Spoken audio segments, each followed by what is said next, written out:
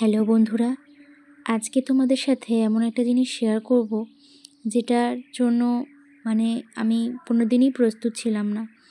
তো আমাদের বাড়ির যে কুকুর, তাকে আমরা ভালোবেসে পুকু বলে ডাকি। তাকে যে কী হয়েছে বুঝতেও পারছি না। তো খুবই খারাপ অবস্থা, দেখো অনেকগুলো কুকুর ওকে কামড়িয়ে ওর এই অবস্থা করেছে। ও নিজের গায়ে নিজে কামড়াচ্ছে, আর এদিকে মার চোখে জল। ওকে এখন একটা এনজিও থেকে নিতে এসেছে, আর সেই ব্যবস্থাটা করে দিয়েছে আমারই একটা বোন হয়।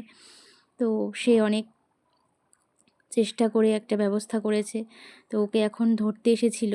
তো এত কষ্ট হচ্ছে যে এত উপকার করেছে, ও পাড়ার সবাই ওকে খুব ভালোবাসে।